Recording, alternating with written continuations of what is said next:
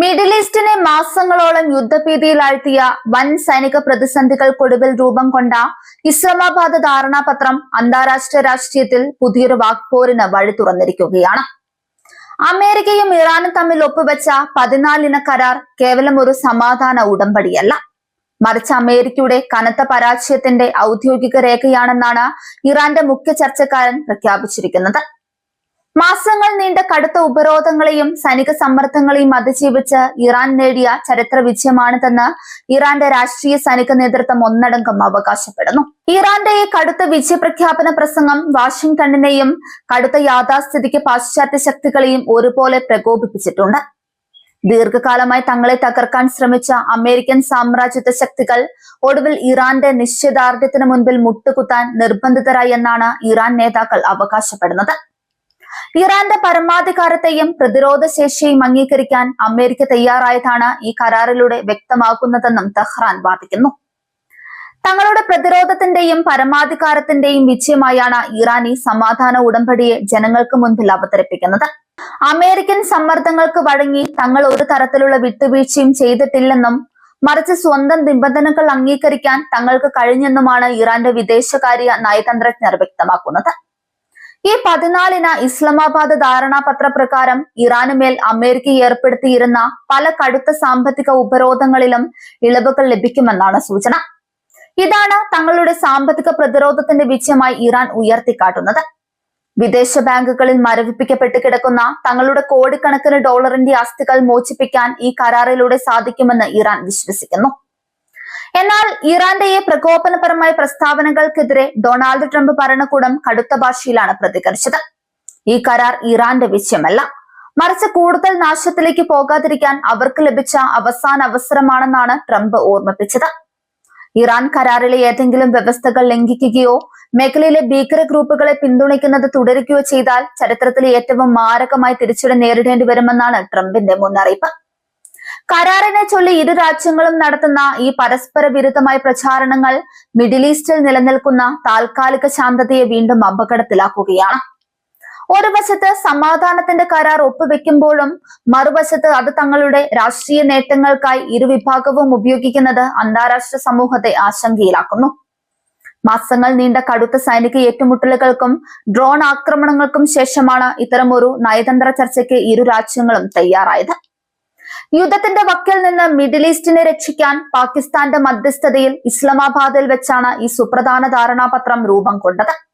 അതുകൊണ്ട് തന്നെ ഈ കരാറിന്റെ പരാജയം മേഖലയെ വീണ്ടും ഒരു വൻ യുദ്ധത്തിലേക്ക് നയിച്ചേക്കാം. അമേരിക്കൻ ആഭ്യന്തര രാഷ്ട്രീയത്തിലും ഈ കരാർ വലിയ ചലനങ്ങൾ ഉണ്ടാക്കുന്നുണ്ട്.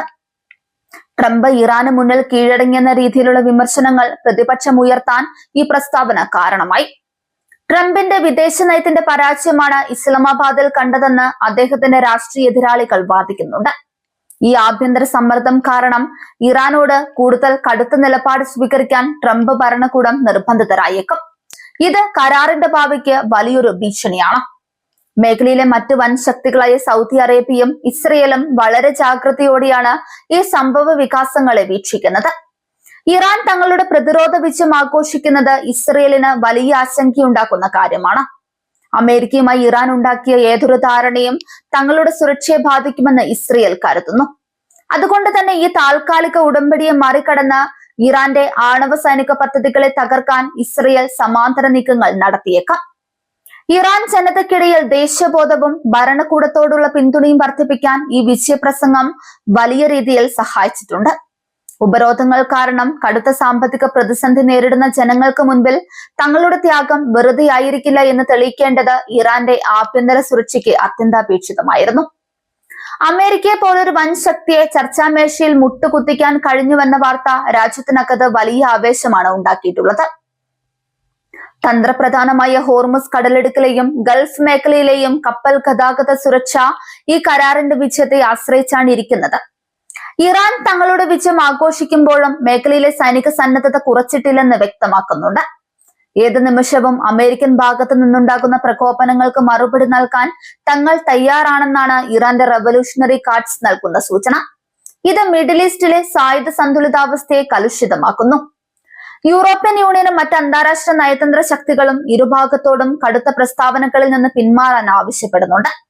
വലിയ പ്രയാസങ്ങൾക്കൊടുവിൽ രൂപപ്പെടുത്തിയെടുത്ത ഒരു സമാധാന ചട്ടക്കൂട് വെറുമൊരു വാക്പോരിന്റെ പേരിൽ തകർന്നു പോകരുത് എന്ന് അവർ ആഗ്രഹിക്കുന്നുണ്ട്. എന്നാൽ അമേരിക്കയും ഇറാനും തമ്മിലുള്ള ദശാബ്ദങ്ങൾ നീണ്ട ശത്രുതയും അവിശ്വാസവും അത്ര പെട്ടെന്ന് ഇല്ലാതാക്കാൻ ഈ 14 കരാറിന് സാധിക്കില്ല എന്നതാണ് യാഥാർത്ഥ്യം. പരിഹരിക്കപ്പെടാത്ത നിരവധി തർക്ക വിഷയങ്ങൾ ഇപ്പോഴും ഈ കരാറിന് പുറത്തു നിൽക്കുന്നുണ്ട്. ഇറാന്റെ മിസൈൽ പദ്ധതികളെ കുറിച്ചോ മേഖലയിലെ വിവിധ സായുധ ഗ്രൂപ്പുകൾക്ക് അവർ നൽകുന്ന പിന്തുണയെക്കുറിച്ചോ കരാറിൽ വ്യക്തമായ വ്യവസ്ഥകൾ ഇല്ല എന്നത് അമേരിക്കയുടെ വലിയൊരു പോരായ്മയായി ചൂണ്ടിക്കാണിക്കപ്പെടുന്നു. ഈ ഒത്തുതീർപ്പ് താൽക്കാലികം മാത്രമാണെന്നും ഇരു രാജ്യങ്ങൾക്കും തങ്ങളുടെ തന്ത്രപരമായ ലക്ഷ്യങ്ങൾക്കായി സമയം കണ്ടെത്താനുള്ള ഒരു താൽക്കാലിക ഇടവേളയായി മാത്രമാണ് ഇതിനെ കാണുന്നതെന്നും വിലയിരുത്തലുകളുണ്ട്. മിഡിൽ ഈസ്റ്റ് ഇപ്പോൾ ചരിത്രപരമായ ഒരു വഴിത്തിരിവിലാണ് നിൽക്കുന്നത്. ഒന്നെങ്കിൽ ഈ ഇസ്ലാമാബാദ് ധാരണാപത്രത്തിലൂടെ ദീർഘകാല സമാധാനത്തിലേക്കുള്ള വാതിലുകൾ തുറക്കപ്പെടാം, അല്ലെങ്കിൽ ഇരുപക്ഷത്തിന്റെയും കടുത്ത അഹങ്കാരവും പ്രസ്താവനകളും കാരണം ഇതൊരു വലിയ യുദ്ധത്തിന്റെ തുടക്കമായി മാറാം. വരും ദിവസങ്ങളിൽ കരാറിലെ വ്യവസ്ഥകൾ പ്രായോഗികമായി നടപ്പിലാക്കാൻ തുടങ്ങുന്നതോടെ മാത്രമേ ഇതിന്റെ യഥാർത്ഥ ചിത്രം വ്യക്തമാവുകയുള്ളൂ. ഇറാന്റെ ചീഫ് നെഗോഷിയേറ്റർ നടത്തിയ വിജയപ്രഖ്യാപനവും അതിന് ട്രംപ് നൽകിയ കടുത്ത മറുപടിയും പശ്ചിമേഷ്യൻ രാഷ്ട്രീയത്തെ വീണ്ടും ചൂട് പിടിപ്പിച്ചിരിക്കുകയാണ്.